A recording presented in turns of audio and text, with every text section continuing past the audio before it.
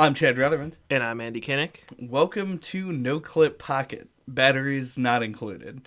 Today, we're going to be talking about The Bugs Bunny Crazy Castle 2, a game that was released in 1991 on the Gameboy and was developed by Kemco, which is not a company that manufactures cleaning products, even though it sounds like it is. Actually, I'm just going to go step by step with this one. All right. This game is called The Bugs Bunny Crazy Castle 2, and that is absurd to me. And at no point, if you listen to our last episode, the Pokemon Black episode, we called it Bugs Bunny Crazy Castle. And then I was corrected in that we were actually doing the sequel. So in the notes of that episode, I wrote Bugs Bunny Crazy Castle 2, but there's actually a "the" in front of it, which is horrible, because they had an okay name, and then they ruined it with the "the." It's like The Boss Baby. How Boss Baby is a much better name for that movie. Mm-hmm. Well, I mean, this is a Japanese developer, so I'm sure that was a localization thing. Right. Someone made the wrong decision there by putting a "the" in the front.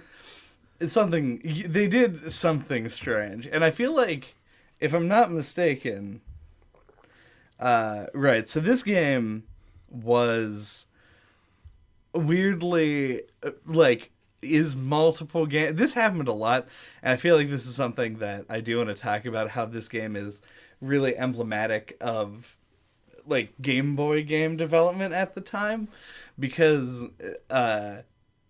this game in Europe, it was also released as just Hugo, where Which I don't know what that is.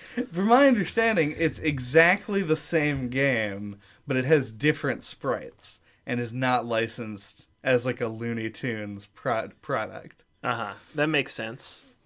And this happened obviously the most famous example is your Super Mario Brothers 2 being Doki Doki Panic in Japan. But man, this weird licensed game that is in fact part of a series that has at least 4, if not more, entries. I only knew of 3, but I guess there's more than that. Yeah, I've heard of at least a third one. It's just this whole thing seems, and pardon the expression, crazy to me. Yeah, I mean, just slap Bugs Bunny on it and push it out to people in the 90s, because they know who Bugs Bunny is. That's true. The 90s was even, because I remember there was a Tasmanian Devil platformer on the Super Nintendo or the Genesis that I had in the mid 90s, and I feel like Looney Tunes generally were having kind of a renaissance at the time. I'm assuming largely thanks to the existence of Space Jam. Yeah, I was going to say, I think they were at an all-time low in popularity until Space Jam brought them back to made our generation aware of the Looney Tunes. Yeah, I feel like I probably would not have been even really aware of Looney Tunes as a thing if it wasn't for Space Jam, I would imagine. But I don't know. I used to really like the Wile E. Coyote cartoons when I was a child, so maybe it would have happened anyway. Right, and I know my dad really likes Looney Tunes, and that's might be how I came to own this game in the first place, because I picked this one because it is a game that I remember playing a lot as a kid. And I'm sure I got this at Toys R Us or whatever. But it's one of the oldest games that I ever owned that I still have. And I've played the crap out of this game. And because this game's actually pretty hard. Yeah. And so I'm very very, very familiar with the first 5 levels, because I've played them probably 100 times each. Yeah. I feel like near the end of the year, we like to do a few episodes on games that maybe aren't specifically noteworthy. I'm talking obviously about the main podcast, because this is such a fresh venture for us. And but we like to do a couple of games that, while maybe they aren't like outstanding or like, you know, an exemplary part of their genre, are like favorites of ours from when we were a kid. And I feel like this fits that bill pretty strongly. And I know that I've had the exact same experience with so many games where it's like, this was so difficult and I was so young and incapable of playing it that I was just unable to go forward in it. And so coming to this game as an adult... Yeah, I'm much looking forward to hear what you have to say about it. It was a doozy. Not just the first step. And I did end up in Albuquerque at some point. This game was very hard for me on a first time playthrough, and I think most notably, like this, a lot of the times I won't finish a game that we talk about, or sometimes I'll get, you know, like all the way through it. And this time I didn't finish the game or get particularly far, but I did have like a survey because I paid a visit to my best friend of my childhood named the Game Facts Cheats and Secrets page, where they have a list of all the level passwords. So I've played every level. I've beaten like 10 out of the like 28 or whatever. Yeah, it's just actually really hard for me to like comment on like the design and the difficulty of this game, because I had, like, when I played this, you know, I had, you know, like 5 games to play and infinite free time. So I'm sure I just put like a ludicrous amount of hours into this, and I just have like this really thorough understanding of how the game works. Right. So the game's like fairly easy to me now. Like, you know, if I come back to it after a while, it's a little bit hard to like, you know, readjust. But then once I'm in the groove, I can just like bulldoze right through it. But yeah, I had like a period of time, and like when I was like a preteen, where like I went back to a bunch of games that I would just play the beginnings of as a kid and like actually beat them. And I mostly did that with this one at that time, but I was never able to beat the final boss. Going through this myself, I found the final boss of this game to be significantly easier than the final level of this game. Like, I also never beat the final boss. However, I came within like a hit a couple of times, and I think that largely it was like just my lack of lives after coming to it from the last level. Yeah, that's what it is. Yeah. It's the last level of this game is like is a fucking novel of a Bugs Bunny Crazy Castle 2 level. But before we get there, I want to talk about sort of how this game actually functions, because we're like skirted right everyone past is that. Super familiar with Bugs Bunny Crazy Castle, right? If you clicked on this video, odds are you know how it goes. Yeah. So, right. Jesus. Okay. It's actually kind of hard to describe how the game works. It is surprisingly hard. What you do is you have to collect, I think it's 8 keys per level. Yeah, 8 keys. And which are in these doors, or on very rare occasions, like actually out in the overworld.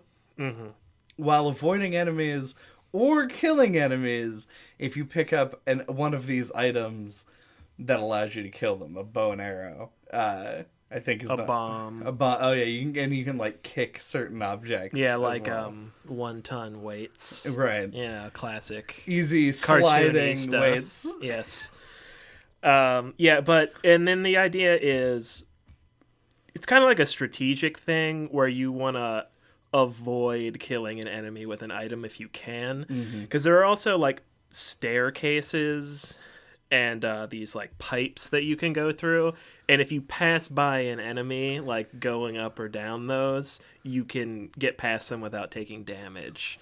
So part of it's just kind of trial and error, at least for the first bit, till you kind of get a grip on how it works, of figuring out like, okay, I had to sneak by this enemy so that I have a bow and arrow to use on this enemy that I can't get past, and things like that. So it's like kind of like a strategy puzzly get to the end of the level thing affair. As long as you're it's getting the level while hitting all of the necessary pit stops to get the keys. And like I kind of planned, not like maliciously, but based on my like initial experience with this, I kind of planned to come in and just sort of blast this game for like what a shit garbage worst game ever rascal level. But realistically, these like the addition of the bow and arrow and the bombs and shit, like the actual way to dispatch enemies as opposed to just going through them, adds like kind of a crazy level of nuance to each level.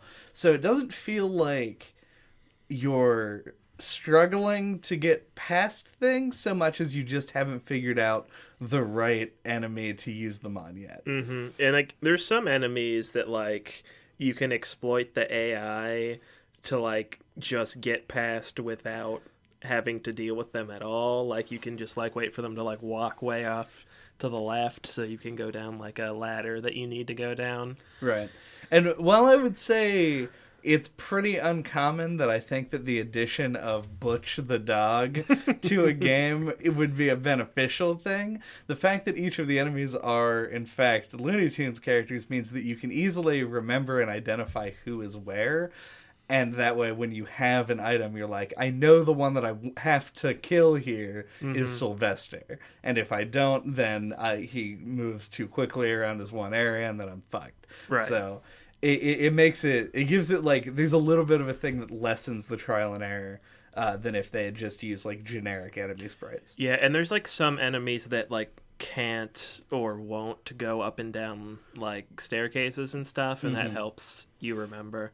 And like what is it, Yosemite Sam, like you almost always have to kill him with the 1-ton weights because he just like barrels back and forth. Right. And never goes up and down or anything. But yeah, that's one thing that I want to comment on is I actually think like the sprite work and animation in this is really good for a Game Boy game. 'Cause like they don't look like shitty pixelated like versions of Looney Tunes characters. They look like the characters, and they even kind of move like them as much as a Game Boy sprite can. But like, because I remember, especially with licensed games, like I had this like Star Wars game that I got for the Game Boy that looked like hot trash. Yeah. And like there's so many Game Boy games that are just like so hard to see like what's happening.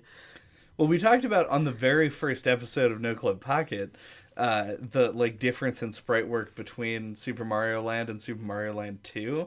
Like Super Mario Land absolutely falls under the category of like what is happening half the time, whereas Bugs Bunny Crazy Castle 2 fucking nails it. Like, yeah, it has a lot in common with Super Mario Land 2. Yes, the 6 golden coins. Yeah, right. I forgot the name of the game for a second. Where it's like the backgrounds are like usually very light, and like the art assets, which are like things that you can interact with, are kept like dark, and then like the sprites are very big and noticeable, and it all just like looks really clean. Right. And we didn't even mention that they're like environmental obstacles in the form of, I guess, like bricks and like just special blocks basically that you can either smash or climb over, and those are also telegraphed well using the art style. The art, I mean, I can't imagine there was like an art director here that was like, we really need to Well, I mean, it is kind of hard to say, especially like this was like the Wild West of game development. Yeah. That like this might have been a really small team where just like Joe, who was one of the programmers, like oversaw all the art too because they needed him to. Well, yeah, and that's what I expect to be the case. I mean, but you never know. Good job. Maybe there was an art director, but there easily could have not have been. Right. Yeah, but whoever made the decisions made all the right ones. Yeah, as far as the sprite work goes. Yeah. Yeah, I mean, this is a criticism of video games, not a criticism of this game specifically. Mm-hmm. But this is another game that Super did not need to have a live system.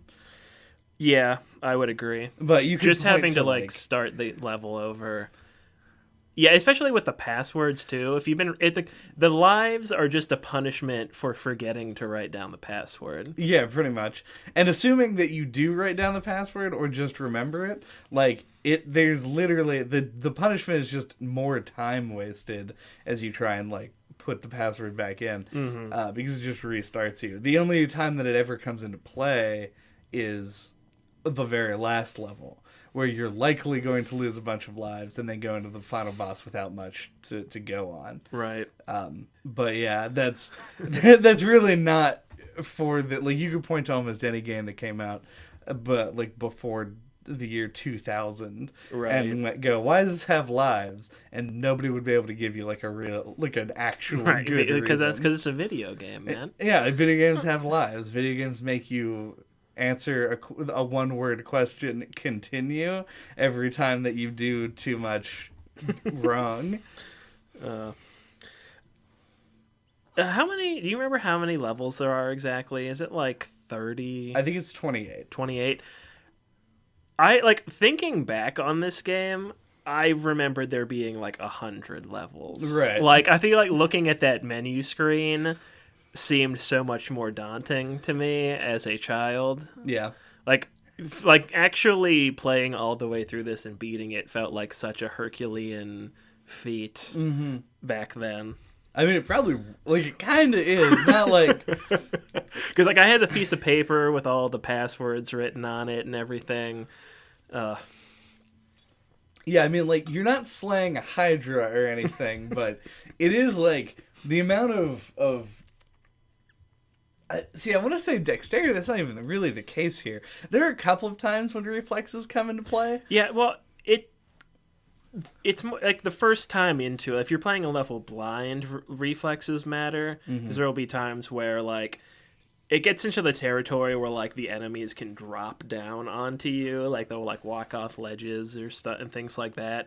So being able to react to that and know what to do to avoid getting hit definitely comes into play, but it's more being able to sit back for a second and watch what's going on and figuring out. It's more about strategy. Yeah, this is especially as a child, this game is probably this is more of a mentally taxing thing than anything else.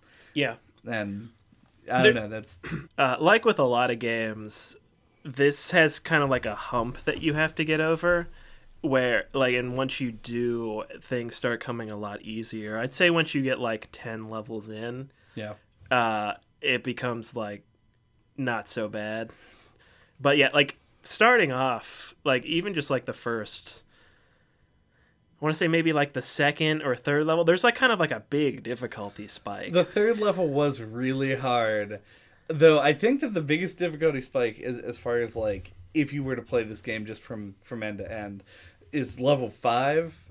I believe it's level 5. It's the first level where they introduce pipes, and they give you about 0.01 seconds to get your bearings before they start dumping enemies on you. Is it the one where all the enemies are Wile E. Coyote? Yeah. I actually think that's one of the easier levels. I call that level Chutes and Ladders. Because it just entails going up the left side through a bunch of chutes and then down the left side or right side a bunch of chutes, then back up to the top. Oh, we might be thinking of different levels then. Okay. This one starts you in a really confined space. That's it's 3 blocks wide. There's a ladder and then there's a pipe on the right.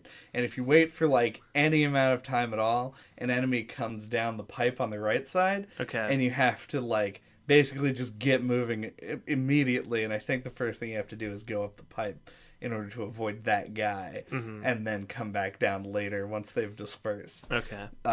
But like, just like when you've been taking the game as slowly and cerebrally as you sort of want to in the first few levels, that one throws you for a loop as you try and figure out where you're supposed to go, and you also have to figure out that the pipe is a thing that you can even interact with, which might be solved if you played Mario. Well, I was thinking the first Crazy Castle. Oh, yeah. On the NES. Right. I've actually don't know how similar they are mechanically. I've never actually looked into it. Yeah, there's a fair chance that there's a difference between them, but I'm not 100% positive.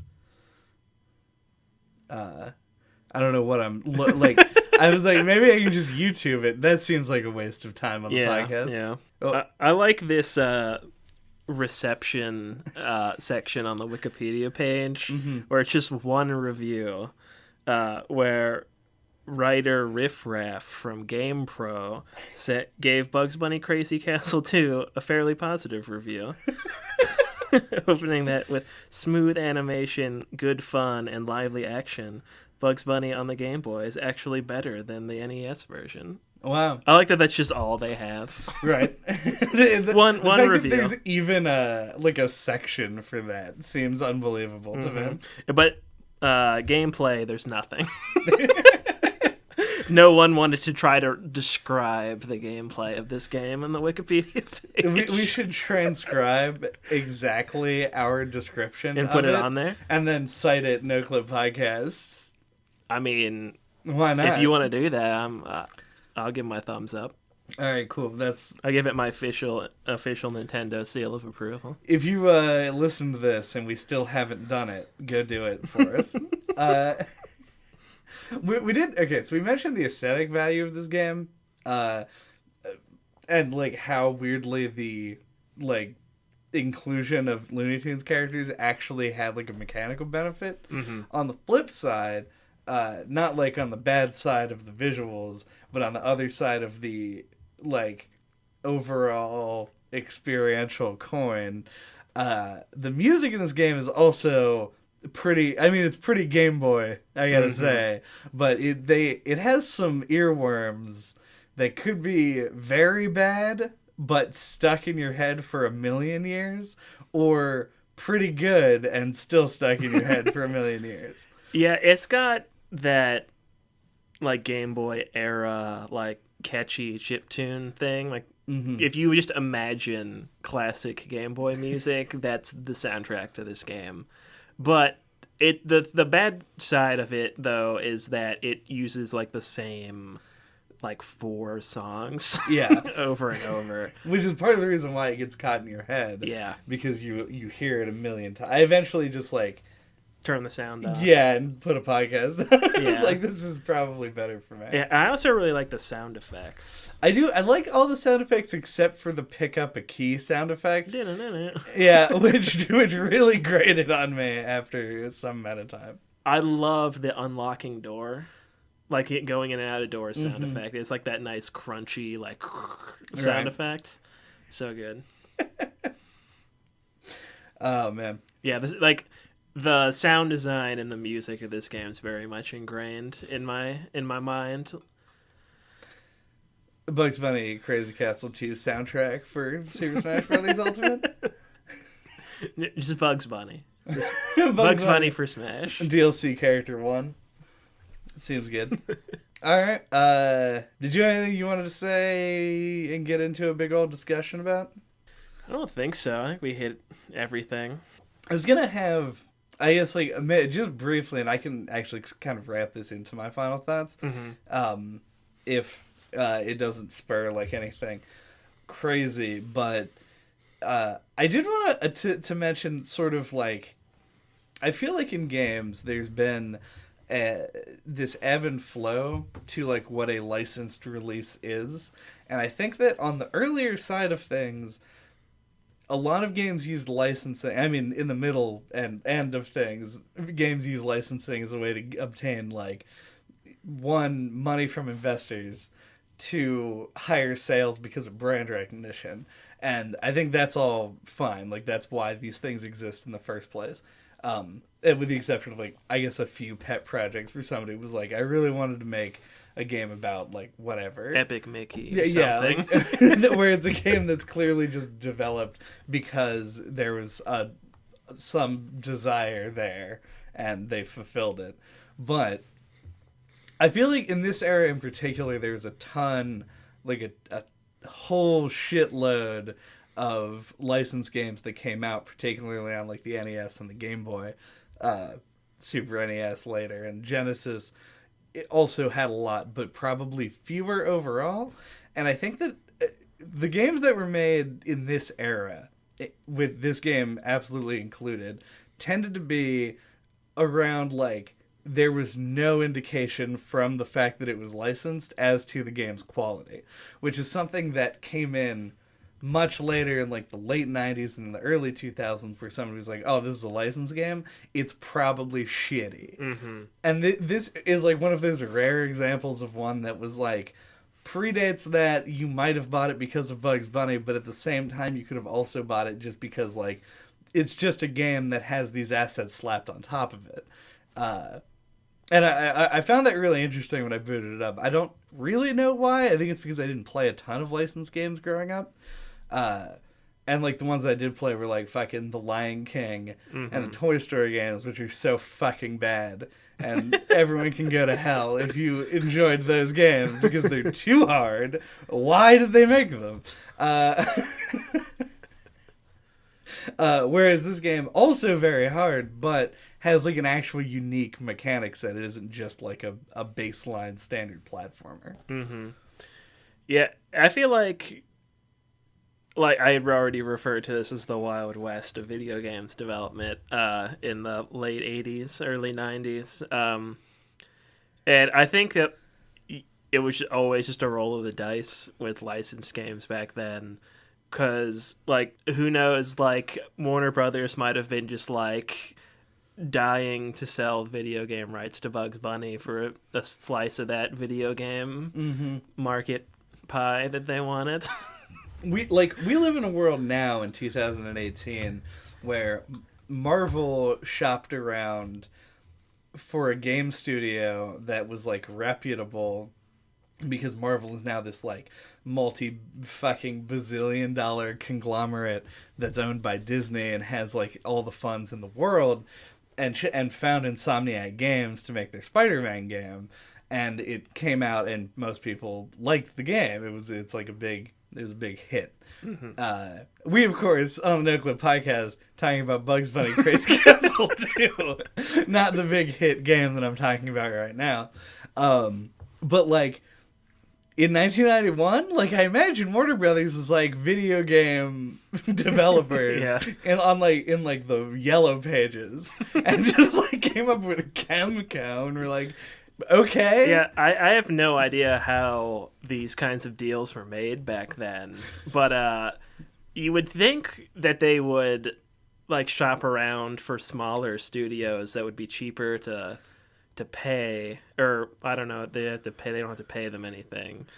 Well, they would have to pay them. Well, I guess I don't know. It depends on who approached who. I guess in that scenario. But anyway, you could go for like a smaller developer, and you would want to, like, look at the quality of the games. Like, hey, we could slap Bugs Bunny on this. This is, like, a neat little game, and we could just, like, sell it to 7-year-olds or whatever. Yeah.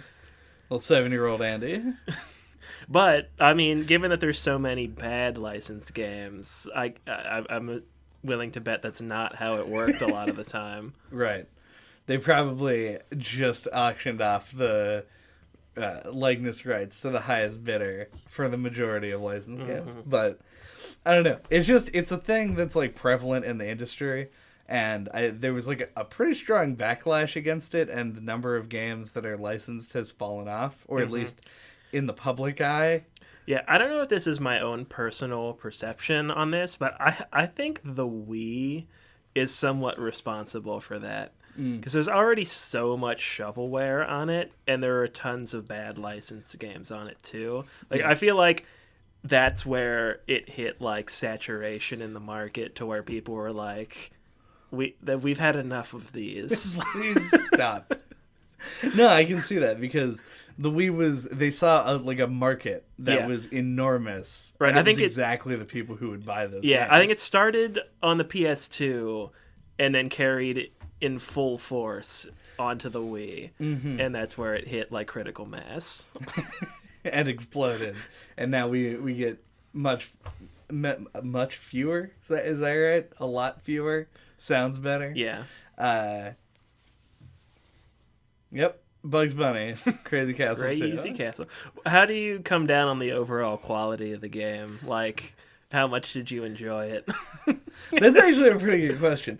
I think my enjoyment of it was probably influenced by a whole lot of factors. I feel like if I played this when I was a kid, I probably would have liked this game.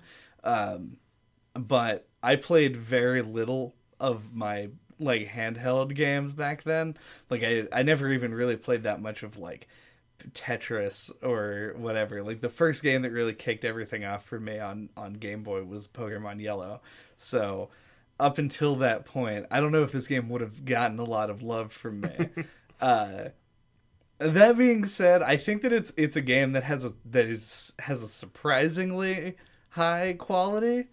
But I didn't love it. And I think that I wanted something that was less frustrating than this game is. These are my final thoughts. Game was well designed. I could imagine with an infinite... If I was enjoying it to the point where I just couldn't put it down, I could imagine graphing levels out on notebook paper to try and get the optimal path to take through the level.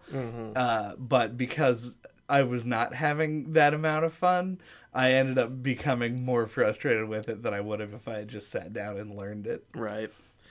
I mean, that's all I could have hoped for. Yeah. Because we were thinking of games to do for this series. I was just like, Bugs Bunny Crazy Castle 2. I have this in my room. I remember it fondly. Let's just do it for the podcast. Right. And then right before we actually sat down to do it, I was like, oh man, what if this game actually just sucks real bad? And I insisted on doing it. Well, I like to imagine that we could get some kind of an amusing conversation out of whatever is put in front of us. But I think that's what makes it an ideal Pocket episode more than anything, is that even if neither of us came away from it going that's better than I thought it would be, or as good as I remember in your case, we only need to blather on for 20 or so minutes. So worst case scenario, we make some jokes and then we end it. Yeah, and I guess final thoughts on my end are, I think this actually holds up better than I was expecting. There are a few little things about the way, I don't know, I guess it's programmed that make it a little bit more frustrating than it needs to be. I think the AI is a bit too fidgety and just switches directions on a dime. I would be really curious, because we didn't actually mention this, I do want to at least say, I would be curious to see exactly how the AI in this game works, because it's obviously not actual, it's not AI that as we know it right now. It was some kind of they move this way, then they move that way, with probably a random switch in there sometimes. But man, sometimes you would just get on a ladder and they would just stop at the top of it for 4 minutes. Yeah. Gets old. But overall, I was surprised how enjoyable this game still is, given that going back to a lot of Game Boy games can't hold my attention for even 5 minutes. Right. And I got about halfway through it this time. So that puts it ahead of a lot of other games in my book. Yeah, not too bad. Yeah. Thank you for listening to NOCLIP Pocket this week. What are we talking about next time? Well, we'll see if another Game Boy game can hold your attention for more than 5 minutes. Hopefully for the about 40 minutes it takes to complete. We're going to be talking about Kirby's Dream Land on the Game Boy. I guess this is kind of following theme unexpectedly, but this was my Game Boy game of choice growing up as a kid, and like has fostered my love for Kirby as time has gone on, even if I like have played one of the more recent releases and find them maybe a little bit simplistic nowadays. Until that time, you can get a hold of us. All of our contact information is on our website at noclippodcast.com or on splattershot.pro. And there you can find our email address, Twitter, YouTube, all of our old episodes. We got some good ones. This happens to be like a semi-platformer, so you will have no shortage of other platform games that we've talked about over the last 3 years. Thank you for listening. Smash that like button.